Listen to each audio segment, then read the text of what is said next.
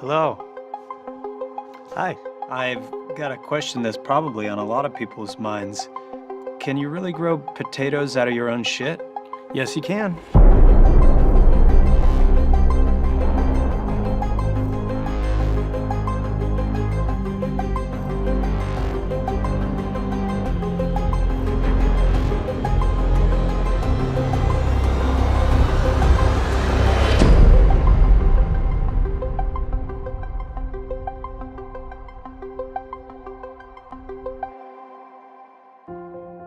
Potatoes are driven by their DNA just like anything else.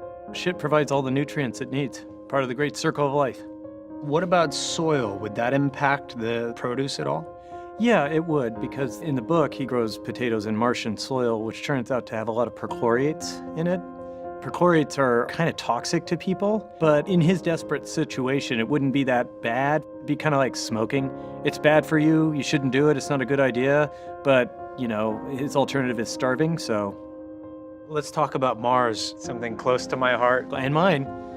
You know, for me, 30 Seconds to Mars was always about the future. It was always about how close we are to some of the things that we dream about. When do you think we'll actually get to Mars? And why go? I'll start with why go. It's not very likely, but there could be some sort of cataclysm that wipes us all out. It could be an asteroid, it could be a war, it could be a disease. Who knows? When we have a self-sustaining human population somewhere other than Earth, that becomes virtually impossible to wipe out humanity. And by the way, a permanent population on Mars would not just be a bunch of humans running around the sterile, steel caves. It would be an entire transplanted biosphere of Earth. So we would have all the life forms of Earth kind of backed up on Mars. When do I think we'll first set foot on Mars? NASA says they can do it around 2035. I'm guessing it's closer to 2050. I don't doubt that NASA could get it done by 2035, but I don't trust Congress to give them as much money as they need to make that happen. I think the first manned mission to Mars won't be just like the Apollo program, and it won't be like it's depicted in my book. I think it'll be a large international effort, and I would hope that we would also start cooperating with China. So I think it'll be a global mission to Mars, and I think that'll be pretty cool. Should we go to Mars before we learn how to take care of our own planet? Yeah, absolutely. You don't solve all of humanity's problems serially. Our desire to wander away and grow and expand and cover all available territory fundamentally comes down to our desire to see what's beyond the horizon. And it's the reason that we're still alive today.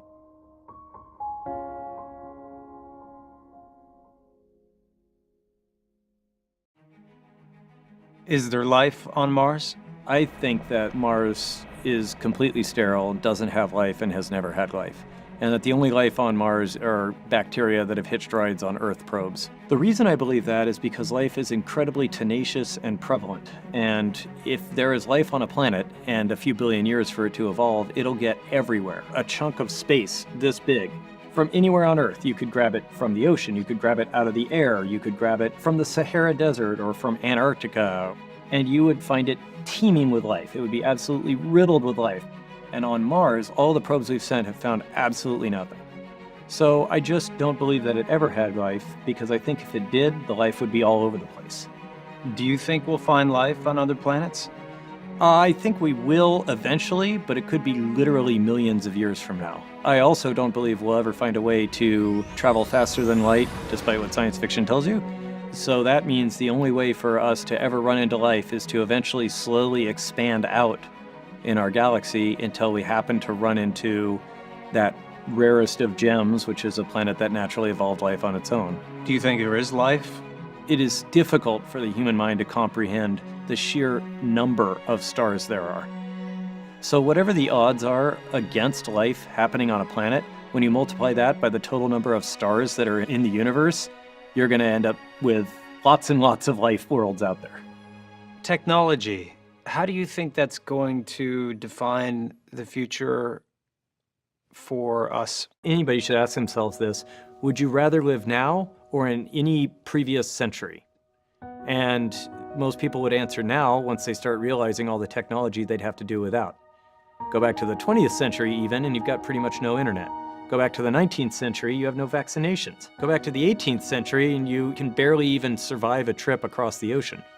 So I think technology just constantly improves the quality of life of humans. It also improves the quality of weaponry, so it comes with its downsides. But overall, I think technology just keeps moving us further and further into a higher quality of life. What keeps you up at night? Insomnia mostly. I've never had a good time sleeping. I am worried about, as we develop more and more technology, at what point will we develop the technology for a smaller and smaller group of dedicated people to kill large numbers of people? So like right now, if I said I want to make a nuke, I can't do that myself. Even if I have the knowledge, I don't have the technology necessary.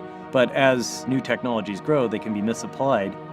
And then maybe eventually it'll only take 1,000 dedicated people and some clever hiding of resources to figure out how to make a nuclear weapon. Then maybe it goes down to 100. If 100 people could make a nuclear weapon, we wouldn't have cities anymore.